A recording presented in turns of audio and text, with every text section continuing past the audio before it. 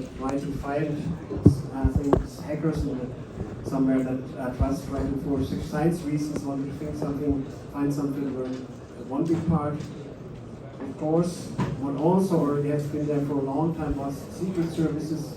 It's been sabotage and surveillance by the state agencies, but also then companies invested money already since a long time for industrial espionage. But that's the classical attackers that have been there in any field, also in IT security. But then things changed. Now that things are more and more online, there's everything now, network and the internet. Also, please calm down a little bit again, so you can understand better. So nowadays, there's not only professional IT services, there's also now a really professional shadow economy where, professionals, criminals try to get money by attacking systems, ransomware attacks, other attacks, and even you can buy tools, you can buy credit card information, you can buy any kind of even botnets for attacking things, and everything is there for also business reasons, and you can make a lot of money.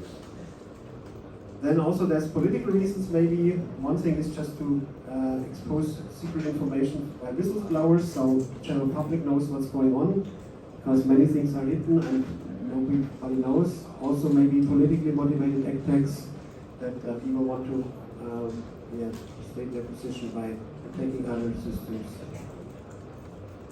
Another big thing, as I said, is that there's the shadow economy. I mentioned it already. So you can have Bitcoin mining was more interesting in the past by the botnets. Nowadays it's more about ransomware attacks, but also accessing credit card information and all of this. So that's different things that are happening much more nowadays. What you also should distinguish is that there's this untargeted attacks. So as we said when we talked about phishing attacks, you might just by chance get some Trojan, get some virus, get something by an email that was just a spam email sent out to everybody, millions of people, and then by chance you might catch it, and that's then still worth the business for some of them because there's enough people clicking on it. But then there's also targeted attacks. So this is then sabotage and espionage aimed at a certain institution, maybe also at a certain person, and then tries to directly attack and put more effort in the attack by making it more specific. Also, there's something that changed, also since the economy changed, that there's these advanced persistent threats. I just want to mention it, APT once, because that's maybe something that you also will hear from time to time. And these are then the things that changed. It's been a while already, maybe more than 10 years, 15 years, that there's been attacks that really are highly sophisticated and not just any kind of random things. Instead, that even state agencies, countries put a lot of effort in something like this. And the first very special one was the Stuxnet attack that was on the Iranian nuclear plant stuff that really was very complex and included a USB stick, then several network steps, and then even at the end attack that physically harmed them and destroyed the systems that were running there in this plant. Also then there's a lot of attacks on, for example, the computer system of the Democratic Party in the run-up to the presidential attacks in 2016. But again, now last time, also in European countries, there were some kind of attacks like that. This is just again to show you what is the potential, what are the threats out there.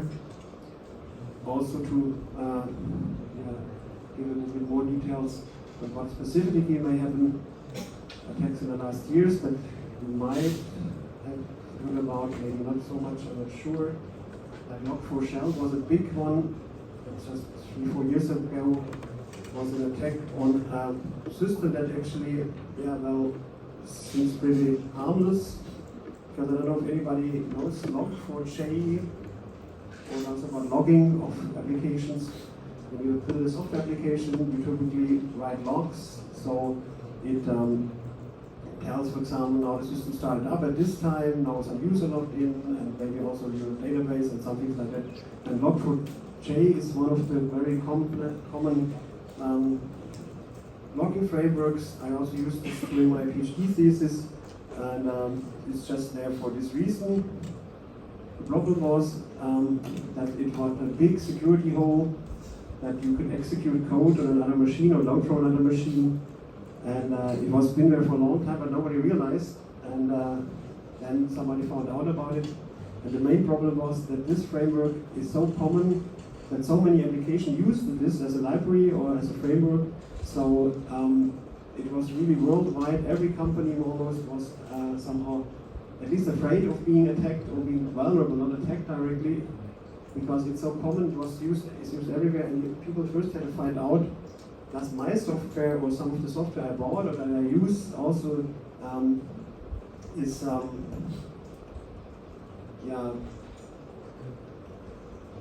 really in danger. But has anybody heard of that? Probably you're too young in the business, because if I ask master students, some of them even work for companies that at that time were really also involved in this. Another critical infrastructure example is just to show what the outcome might be if there's an attack on cyber, attack on some IT systems, which might really harm also the physical infrastructure. So in May 2021, there was an attack on Colonial, which is a pipeline company for oil that also transports petrol from the Texas plants, where they get the oil to the East Coast in the US. And then a ransomware attack on the system, and in the end, like, the system went out of business, and there was no oil anymore coming towards New York area and East Coast. And I even remember the news, at least in Germany, that at the time it was that they could see that the gas stations, they don't have gas anymore. People even went with bags to the gas station and got some petrol, some gas when they needed. So that was a direct influence on the real world just by attacking a cyber system, an IT system. Just also another impact might be a big data breach. There's tons of other examples, of course, but there was a big data leak in April 2021 on Facebook. So cyber criminals stole data from 533 million Facebook users on the Facebook service. There was a misconfiguration, like this is a typical thing. It's availability of software or misconfiguration, and so they could steal a lot of data. And just to have one example, I looked it up at the weekend that might bring it clearer to here. I don't know if you heard about this, was the Signal Media also, at least I just checked because I wanted to have also a Vietnam example. So there was an attack on the CMC Corporation on the 12th of April, so it's not been too long. Have you heard about this? Anybody? No?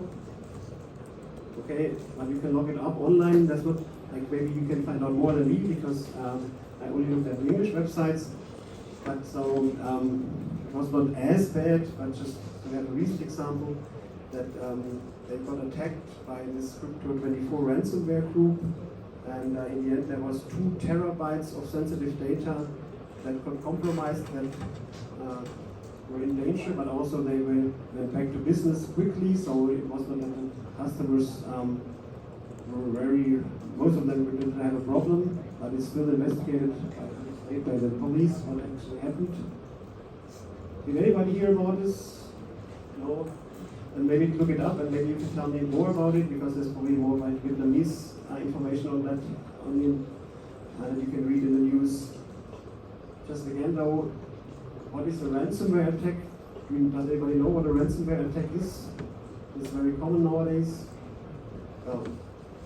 It's the most common attack, and that's also what's happening in this case, that you attackers, this is one of the big groups that has a lot of business. Crypto24 is a ransomware group that is specialized in doing these kind of attacks, and they also like somehow picture that the CMC Corporation might be a nice target, and so in the end the software encrypted all the files, and that's typically what a ransomware does. it encrypts the files in order to then get some ransom. So people have to pay bitcoins, to pay by bitcoins or something like this in order to get the data. That's all. Yeah. In this case, though, the core services remained operational. It was just that 2 even terabytes of sensitive data got encrypted. Okay, so do you know by chance of any other attack that was more happening here in Vietnam, locally, a cyber attack or in a neighboring country or so that really affected you or some companies? Yes?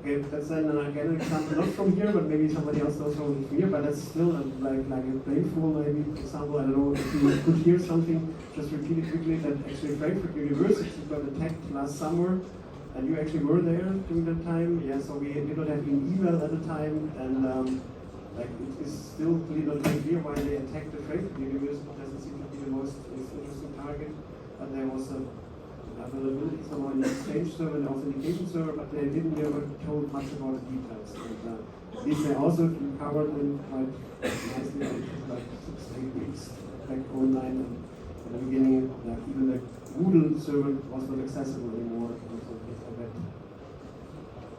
Well, maybe anyways, that's another interesting question. So, who of you has been already to Frankfurt or to Germany before? Have many of you been already or not? Yeah, 1, 2, 3. Third, okay, so you're shy, but so you also over here, have many of you has already been to Frankfurt, Germany, somewhere? Yes, some part of you. Okay, so, yeah, but that's not a good example to mention Frankfurt though. We had an exact last year also, and that's why, again, maybe though, it's worth to doing a good job and not being victim of an attack. And that's why I put these slides to motivate you, hopefully, that now we will try to do it better and then find out how we can do it better. But we will start, of course, now with the very basic things, and then during the lectures we'll get to the more technical details and specific measures that we may do. But before we do that, I just want to introduce 3 guys to you. They are called Alice, Bob, and Mallory. We will meet them many more times now during the lectures, but somehow, they seem to want to do always the same things, like, and make a little bit fun of it, but this is really a very common way of looking at IT security when you talk about communication systems, because typically you have A and B talking to each other. Alice and Bob, they want to exchange messages, and so they actually have no good security, they have just an insecure communication channel. And then there's a bad guy, this is Mallory, that somehow tries to attack this conversation between Alice and Bob. So Mallory has different capabilities. Mallory can just simply eavesdrop on the line. This is a passive attack. Then just getting to know the information and then hearing what's going on. This is not so sophisticated, but still maybe interesting in some cases. But Mallory also has more skills. Mallory can also do an active attack, and Mallory may manipulate the line. So this is then some kind of active attack. So what we will see, we can also just simply cut a line. So this is another kind of active attack. So I'll just tell you this as a start before we then now go to the security objectives. And as I said before, this is the core of everything, and I will get to it step by step. But that's why I actually now will think about what might be going on. So let's look at the first scenario. Maybe let's go back one step. I mean, let's go back also. I don't know if it works like this, but we will now talk about security objectives. And as I said, this is for me really the core takeaway of the first chapter, that you somehow understand that there's more than security, more than protection. And I don't want you to tell me again, I want to make things secure, or I just want to protect them. That's too high level. I want to be more specific. So what do you think? What could be of interest when you want to make things secure? What do you want to achieve? If you think about your smartphone, your data, your IT system as a company, maybe, what does it mean to make things secure? Any ideas? I hope you get in the mode. It's different now. Twice as many people as last year, but still don't be shy. What is of interest as a company or as a person? What do you care? If you want to make things secure with your IT system, what would you like to achieve specifically, or what are you afraid of, or anything?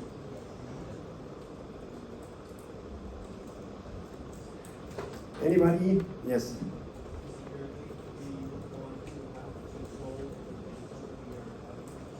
You want to have control of the data? Yes? You want to decide what to keep, what to give out. So specifically, you want to give out things that you don't want to give out. So nobody should be able to get data. Yeah. To control.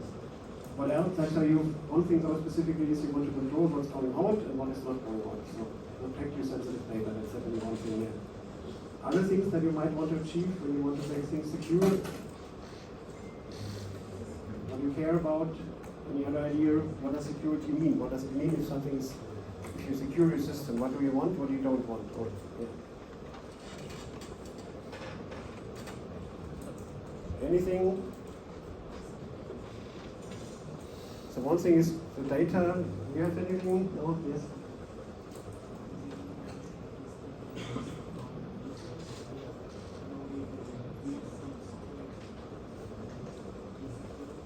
So you want to inform users or why you use insecure software?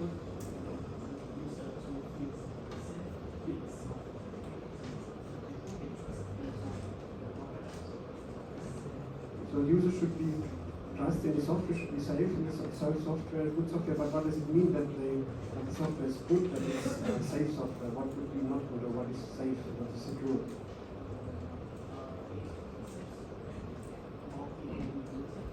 Yeah, but why? What do they want if there's a secure software and a not secure software? What would be the difference? What is a secure software?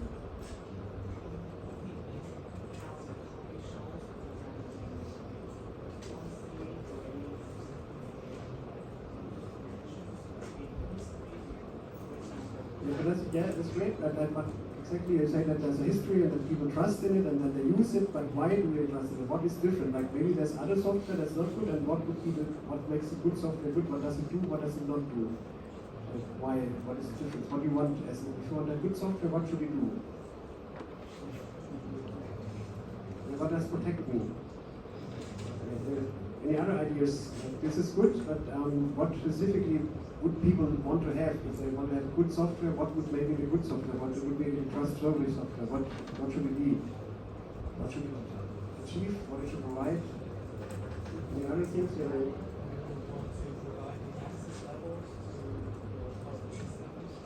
Access levels, yes. Yeah, but that's all measures, encryption, but so in the end, like if you care about, like you're the IT manager of the company that you work for, and you want to have a secure system, what would you like? What should the system be like? What do we want to achieve? Any other ideas? Yeah.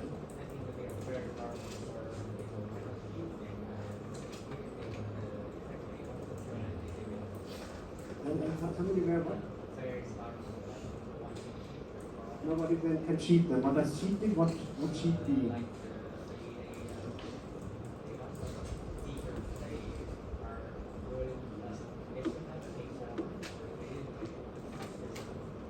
Okay, so that is about, for example, that you should only get what you pay for, and so that you should not be able to cheat. Yeah, that's a good thing. Definitely, that's something that you should protect against, and that's something different than like protecting sensitive information. So you want somehow people should not be able to cheat, change things, or do something that's not possible. Yeah.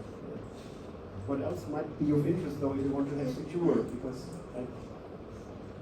but let's see, I give some specific examples, but just this is what you should be able to answer at the end.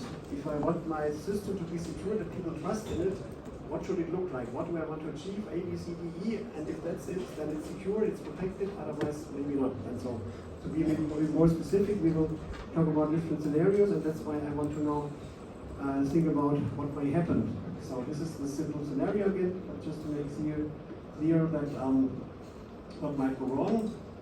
So again, as always, we have Alice on the left, Bob on the right side, and so Alice wants to talk to Bob, says, hello Bob, today at 10 a.m.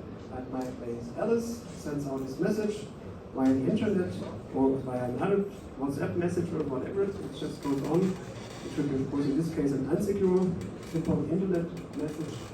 And then what happens now here is that the message goes through to Bob, but also what happens here is that Valerie can listen to it, eavesdrop on the line, and hears here, hello Bob, today at 10 a.m. at my place, Alice. So what went wrong here? It's basically about what you said, sensitive information that you want to get out, came here to the attacker could hear it, and that's what we call then in the IT security field, this is called confidentiality. That's what we would like to achieve. We don't want Valerie to get the message. Instead, confidentiality means that it is intended to ensure that information is only accessible to authorized persons, so nobody else should get my data. There should be no data leak, and that's what you basically said in the beginning, that you should be in control of what can be seen by whom. No data will be accessible by somebody who should not have access to this data. What can you do to achieve this? Any ideas? If you want to have confidentiality and only people can read the data that should be able to read it. Encryption, exactly, that's the first thing that should come up with, because that's typically what you use. Either if you encrypt it on your hard drive and nobody can access it, or maybe in the communication on the internet. So encryption is something that you typically use to achieve confidentiality. What other things you might do to achieve access control is another typical one, exactly, because you can basically then someone decide who can access this, and that's what you also meant, I guess, with your control of the data. So there's some rules in place. For example, if you use your social media account, you might say my friends are able to access these files. Maybe the channel profile is available to everybody, but then I might have very sensitive information also. So what you can use to achieve the confidentiality is first of all encryption, also then the access control at the very end, but also in the real world scenario, you might use some trustworthy couriers that then just directly take the message from Alice to Bob, and so Valerie will not have access to it. But also for physical security is here an important issue, so you should, of course, for example, I should store my exams in my office and log it, and not have them in the public lying around or something like this. Also for data centers, you should have physical security. You should not be able to walk in and just copy files from the system. So these are different things that you might use in order to achieve confidentiality. So that's one big thing though. This is confidentiality. There's another thing then though, what might happen, what might go wrong. Again, Alice sends a message, hello Bob, today at 10 a.m. at my place. Alice again, what does Valerie do this time? Valerie this time will just simply say instead, hello Bob, today at 12 a.m. at my place, Alice. And this is then something else that goes wrong. What is the difference?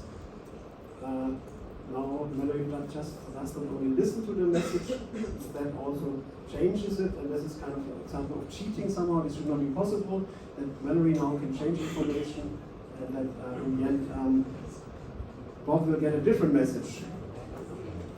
And if we want to achieve this and not make it possible to do something that's we call it integrity.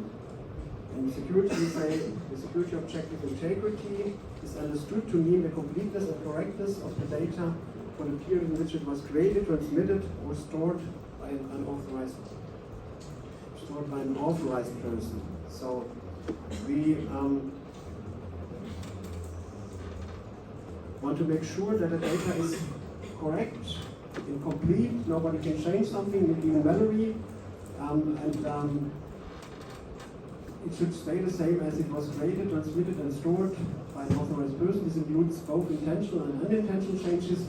So we want to make sure that nothing breaks, nothing goes wrong, even also just by an accident. Of course, authorized people that are allowed to change might change it. You should be able to change your own data in your social media account, but not anybody else that is not allowed to do so. So that's the idea of integrity, to be sure that the data is complete and correct. How would you achieve this? What can you do? What do you think are measures to achieve integrity? Do some backups, but if I change your backup, then also the data is changed. So, yeah. Do you see good?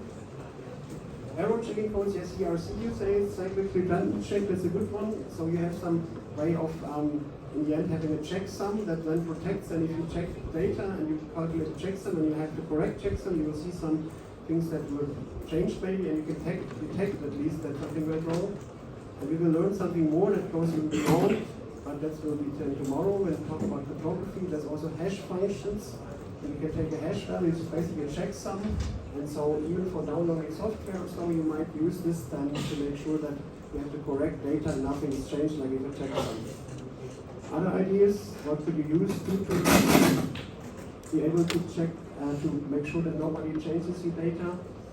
Think about any other system, social media or so. In the end, you should also here have some kind of access control system. It should not be possible to for anybody else to then change something. So access rules, somehow access control is something that might help here. Also, you might do a backup in the sense that you might have a copy of it later to change later on. So that's why it might be worth to keep a copy when I give you something, or so that somebody so I can later on check at least if it was changed or not, because I have my original still. That would be a good way to also achieve integrity, in the sense that nothing can be changed without that I will never notice. So now we have already confidentiality, integrity, and we'll always find out that you should make clear that you know the difference. That's two different things. But now we will come to another thing that might go wrong even. So this is about Hello Bob today at 10 a.m. at my place, Alice. And now, maybe we can change something different, we'll not change the data, the message instead, Hello Bob today at 10 a.m. It's getting better, maybe the weather is going low. At my place, Carol. So basically, Mary now pretends to that this message comes from Carol and not from Alice. And that's again similar to the last thing that went wrong when we changed the time. Now the message is the same, but it somehow pretends to come not from the right person. Now Larry pretends that this message is not coming from Alice, it's that from Carol. So this is what we then also don't want, and we want to achieve that this is not happening. We should ensure that the authenticity is correct. So that's why the security objective here is data and message authenticity. And that means the authenticity of data messages is guaranteed if the originator of the data can be clearly identified by the recipient and his authorship can be verified. So this also includes the integrity of the data. That's one thing. It doesn't make sense that you get a message and you can tell by who, but it was the wrong message. It also has to always be complete and correct. But once again, so authenticity means that you can be sure that the data is really coming from the right person, from the originator, and not from somebody else. So if somebody would send you an email and would, like for example, say this is coming from me, and if I fake my email address, then that would be against the authenticity, would be authenticity breach. Again, ideas how we could achieve this. What are measures to achieve authenticity? Sign in. Okay, yeah, for a normal contract you would use like every or the order you would sign the paper. Also for Online we have a similar thing, we have a digital signature. So you will learn that in the cryptography chapter what a digital signature is. But there's also a way of signing your emails, because I don't know if you've seen that before, but it's not too difficult, but nobody does it. You can also sign emails and put a signature there, digital signature, and if your email client would verify that, you can be sure that it's coming from the real author or from the correct originator, yes. So measures are electronic signatures, hand signing of a contract, or personal transfer of data. If you directly talk to you, then you know it's me and it's not from somebody else. Another scenario that might go wrong though is this one here. This is then now not changing the message. Directly, hello Bob, it's me Alice. Hello, I am Bob, who are you? Now it's the same as before, but just also again, the originator is not correct. Now directly, Bob will pretend to be Alice, and the difference here is not that it's not about the data, it's not directly about the subject, the instance, which is not authentic. A subject or object instance is called authentic. If its authenticity and credibility can be checked using a clear identity and characteristic properties. So we in this case want to make sure that we really talk to the right person, that if I have a phone call or if I log into a system or a smartphone, that we can really be sure that this is the correct subject instance. So typical way to do this is if you go to the computer, we use username and password to log in. We will have also later on we will see challenge response protocols for authenticity in the second, third chapter. Maybe even using challenge response protocols. Also, for example, these keys, YubiKeys use this FIDO2. Also in the real world, you typically use then official documents like a passport or identity cards. I went through a lot of border checks the last 2 days, so I use my passport quite a lot. I did to make sure that they can check my authenticity and it's really clear area that wants to pass the border. So that's what can go wrong. We have now many different examples, but what's one more big thing that we have missed, what might go wrong, that we have not really mentioned before when we talk what you want if you have a secure system. Of course, it's not the core part, maybe it comes to your mind, but there might be also something else going wrong, because maybe Alice again says, hello Bob, I'll come over to your place at 2 p.m. And then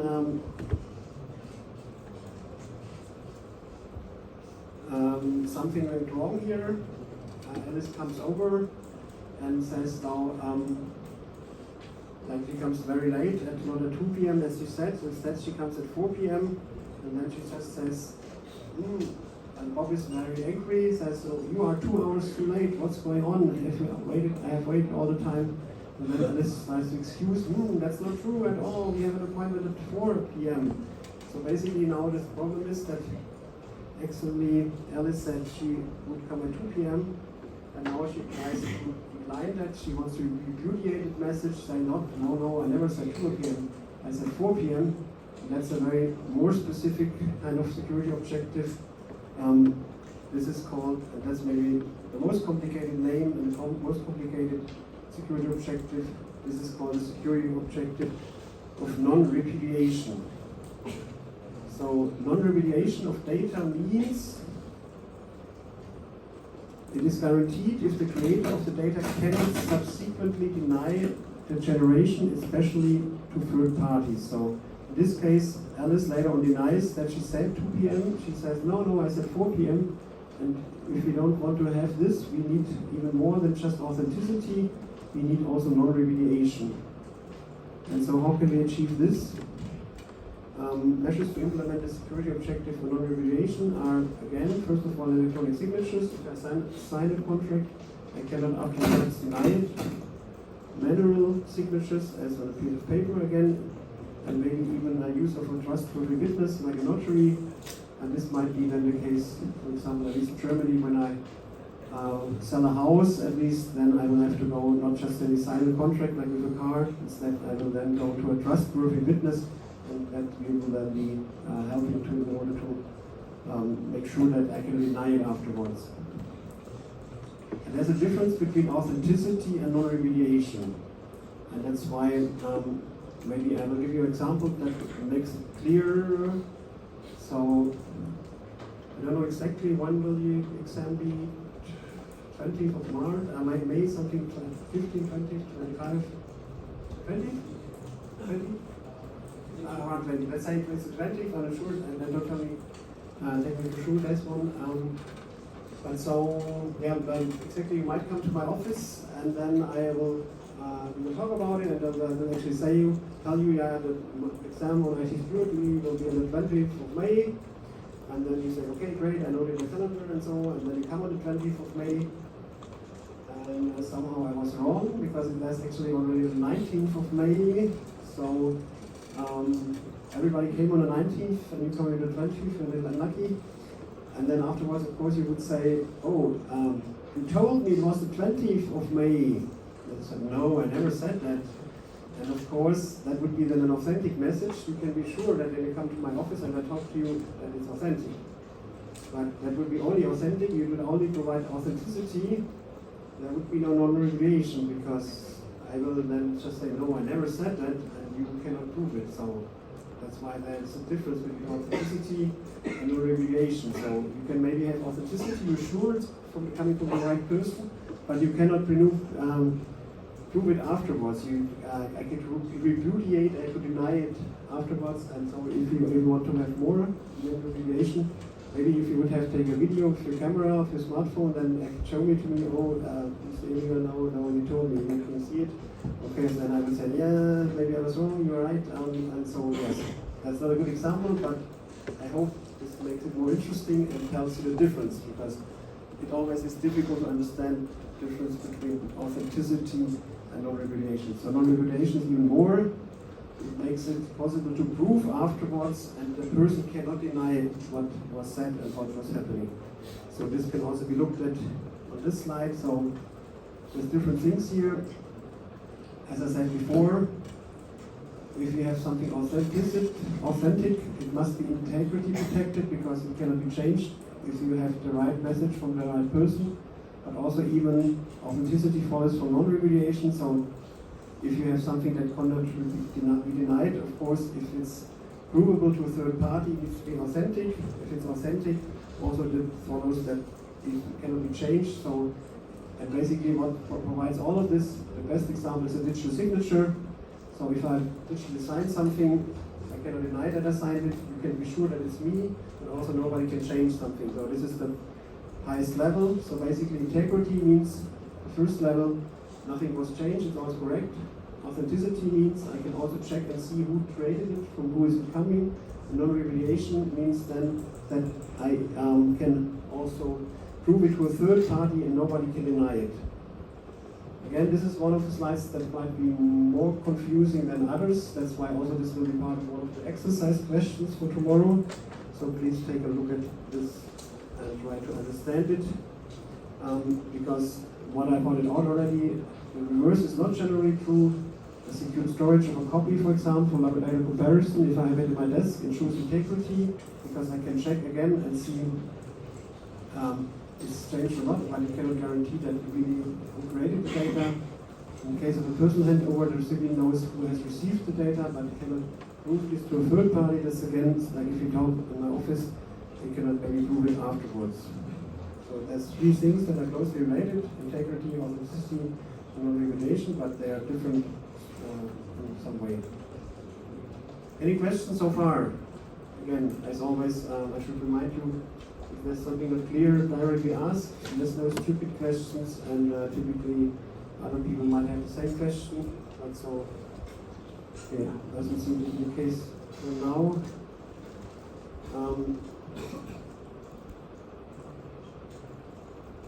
So let's continue with this one more scenario. Hello Bob, do you feel like going to the movies tonight? Alice. So Alice again sends a message, as always, to Bob. We're doing good so far, but then you see what happens in the middle. Mallory now just cuts the line and the message never gets through. So Alice waits and waits, Bobby doesn't answer. doesn't like me anymore. So in this case, the problem is different from before. It's not a problem that Mallory just someone eavesdropped on it and listened to it. Also not a problem is that Mallory would have changed the message. Also not that Mallory would have, for example, said, "This is Carol talking to you, Bob," and faked the authenticity. Instead now this is another kind of problem. And this is what we call then, what we want to achieve if we don't want to have this, is the security objective of availability. So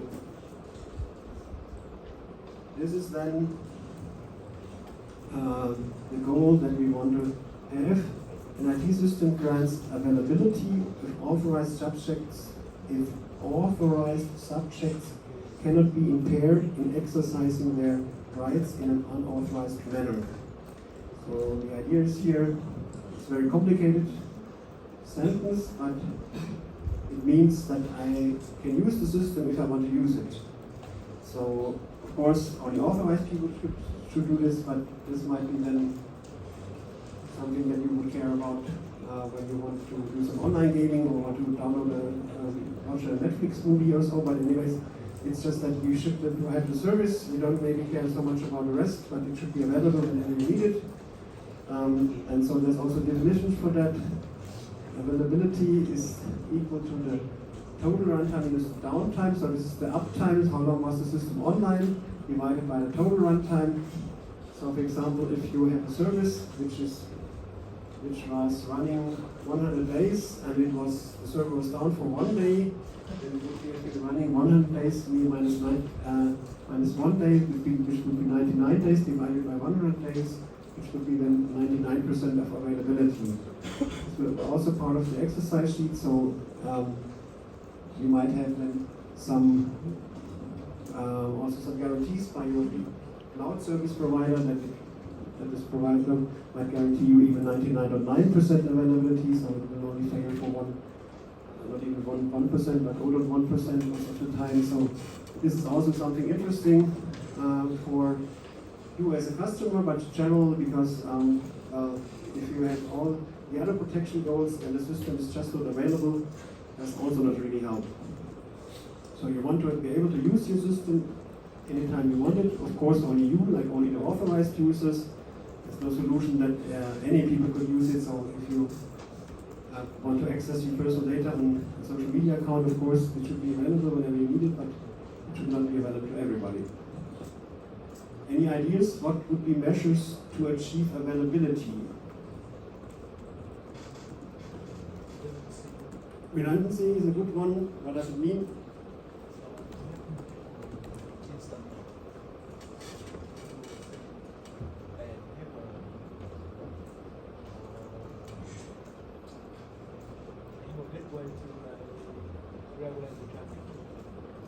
So, for example, if you have a web server, redundancy means you have several web servers, and then you say that to also then have some kind of way to balance the traffic to target to the web server that's working. So something like a load balancer that then says which server is currently available and try to load. And that's generally redundancy is the core thing for availability. So also in your private life, in normal life, you would probably, if there's something important to you, you might have a spare one in case one fails. You will take the other one. Redundancy is the thing typically that would make availability very important, very easy to achieve. Also, if, for example, as a company, for the internet access, you will also then have several, at least two internet service provider, ISPs, to internet connections. So if one fails, you can use the other one. I just tell this also because I had a problem at a former company that we also had two different internet service providers, one telecom company provider and another one.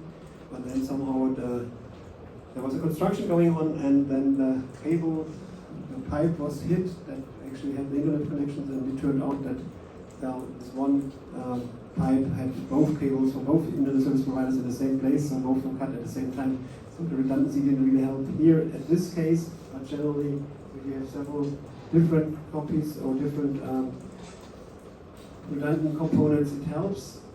Actually, the other thing that typically is important also when you have to have available system, at least you should be able to recover quickly, and that's where backup can help, the data backup. So For example, also I bring only one notebook, but I have everything back up as proactively as with me also in our Frankfurt US cloud environment, just at least in case something goes wrong. If anybody could give me a computer here, I could quickly get everything back up and running using the data backup. For normal life, again, as always, I want to have also examples for the normal world. In companies, you should also have some kind of representation rules. So if there's, for example, the examination office, if there was only one person working, it would be bad if she or he is on vacation. Instead, there should be a vacation replacement. So you should always have somebody that's taking over the position in case something goes wrong. So also this is something that is good for availability. But as I said, redundancy is the most important thing. And as I also mentioned before, if you buy a service, maybe this is also something you are interested that it is available and works for your cloud service, maybe for example, and that's why this is an old example. Don't take the numbers, just to picture it. That's really old, and it's also German, but I should picture you that there might be guaranteed availability, and then also the cost, and depending on what, like this is 10 years old, but if you pay more money, you will get higher availability.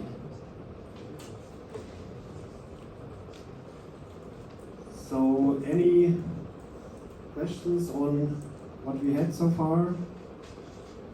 Anybody try to help me putting together what were the security objectives that we had?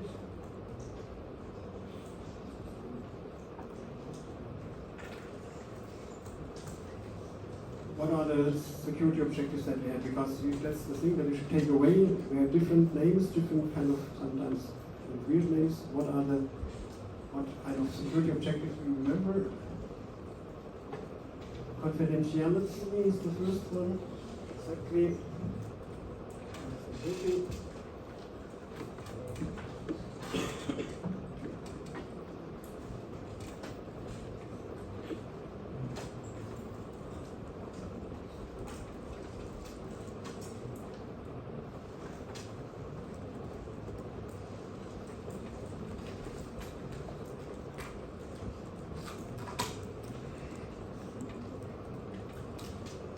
One thing is confidentiality. Okay.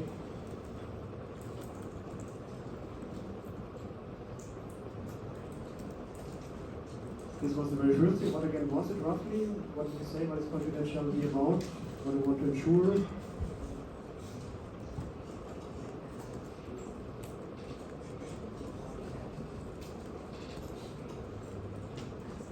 Only that person can access the data, so only the person that is authorized that should have access should be able to access the data. And nobody else should be able to access the data. Exactly, that's confidentiality. What other security objectives did we have? Anybody? Non-repudiation, that's a very specific one. That's the, as I said, most commonly. What did you say, non-repudiation? What is non-repudiation you mean? The last, okay, so let's just write it down, but this, I will spare it for now because, did I not get it correctly? Non-repudiation, let's spare this for later because that's the most complicated one. Any other security objectives that we had? Integrity. Integrity.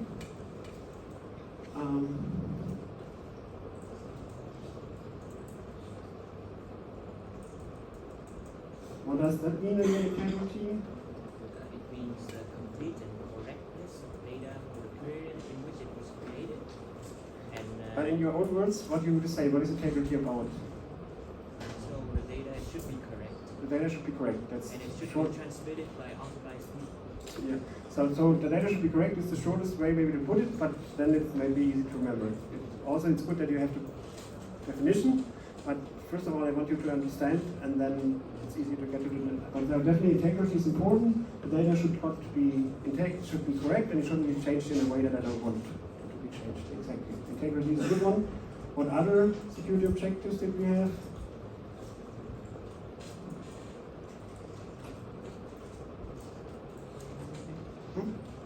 Availability, that's still on the slide also. So Availability was one.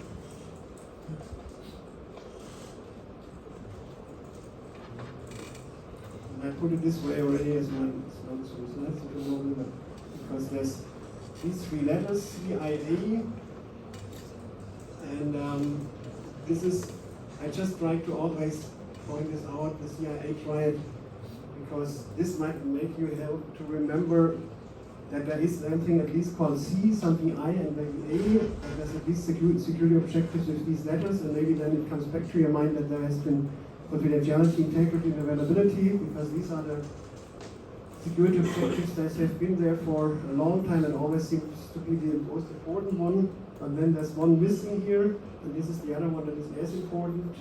Do you remember what was there too?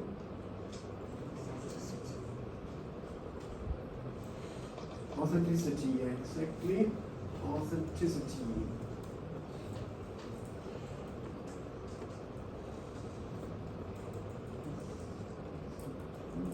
And that's as important. These are the